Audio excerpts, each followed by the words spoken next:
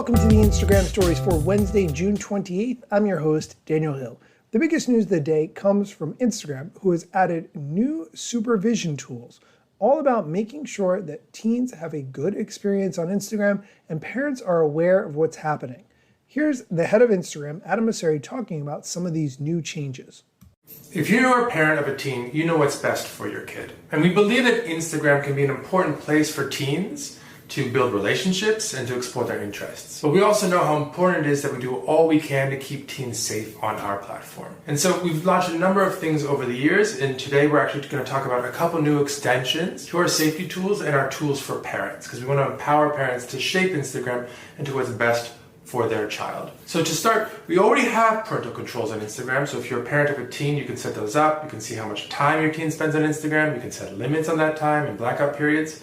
We're going to extend those parental controls starting this week. One way that we're going to extend them, and this is in response to feedback we've gotten regularly from parents, is giving parents more information about the accounts that follow their teens. And the other way we're going to extend those controls is to let more teens know that they exist in the first place, specifically whenever they block an account, because we think that's an important moment to let someone know that these tools are available. Beyond that, we've also heard consistently from parents that they've got concerns about their teens being on their phones more broadly late at night, or getting too many notifications. And so we built quiet mode, which allows you to turn off all Instagram notifications all evening. And over the next few weeks, we're going to be finally rolling that out worldwide. The last thing I want to talk about briefly is DMs. Now, you might not know this, but teens spend more time in DMs than they do in feed or they do in stories. So it's the most important surface on Instagram for young people. Now, if you're over 19, you cannot DM a teen unless they already follow you, but we're going to start testing some expanded safety measures, specifically more safe requests. So if you want to message someone who doesn't already follow you, this is now a teen to another teen, you are going to have to send a message request, and you can only send one of those requests, and it has to be text only.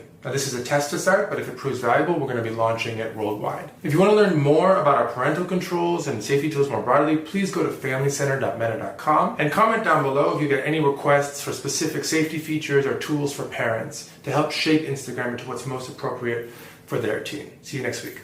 Peace. Okay, let's dive into that. First, right off the bat, it is important for Instagram to ensure that teens have a good experience on the app because Instagram needs teenagers on this app.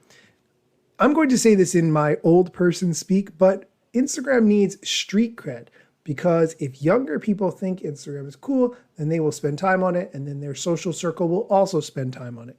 If young kids spend more time on Snapchat or TikTok, ultimately Instagram becomes Facebook. And Facebook becomes MySpace. It's the inevitable spiral. That's just how life goes. But it's very important to realize that Instagram absolutely needs teenagers more than teenagers need Instagram. We are going to take a quick break. When we come back, we're going to talk about an AI project that I've been working on. If you are interested in the AI space, and especially if you care about ethical AI issues, you're going to like this one. So stick around.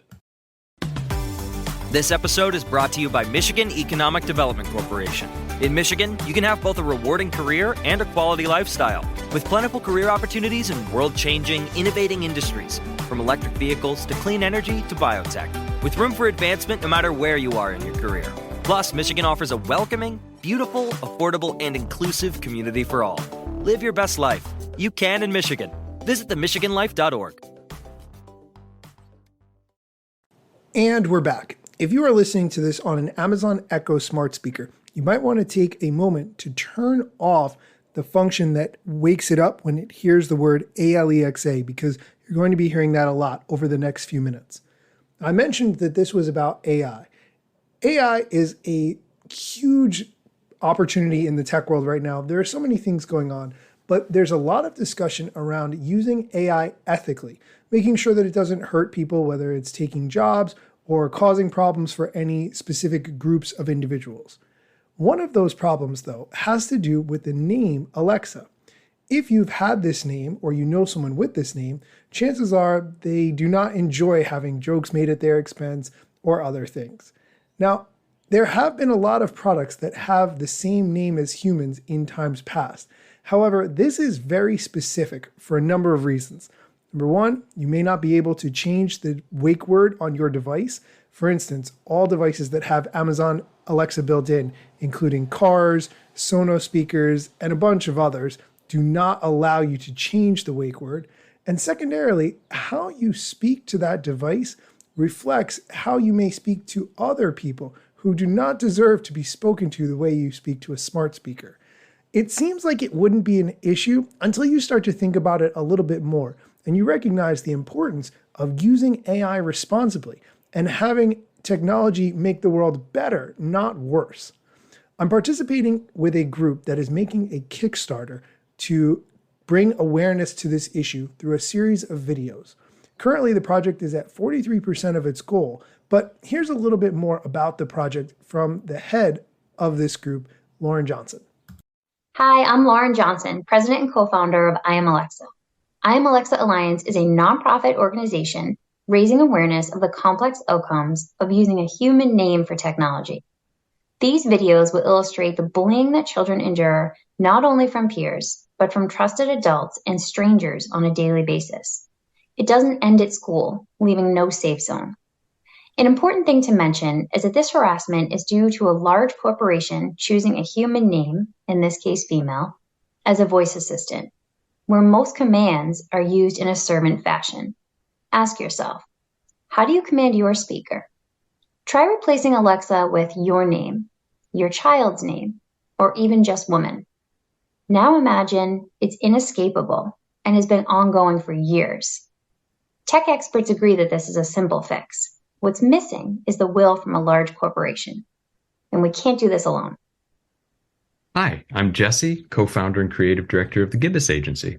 We have over 20 years experience in content creation, social media engagement, and world-class brand strategy and advertising campaigns. I'm happy to say that we've donated our time to the Alliance in developing 2 outstanding scripts. The next step is getting to work in casting, filming, editing, and producing these videos, which we're very passionate about. But first, we need your help. We can't wait to partner with the Gibbous Agency, so check out the campaign below. If you would like to support this project, I will link directly to the Kickstarter in the show notes. Please, I would love it if you could participate. That is going to do it for today's episode. Thanks so much for listening, and be sure to come back tomorrow for more tech news or social media strategy or something else that I think it's important for you to know.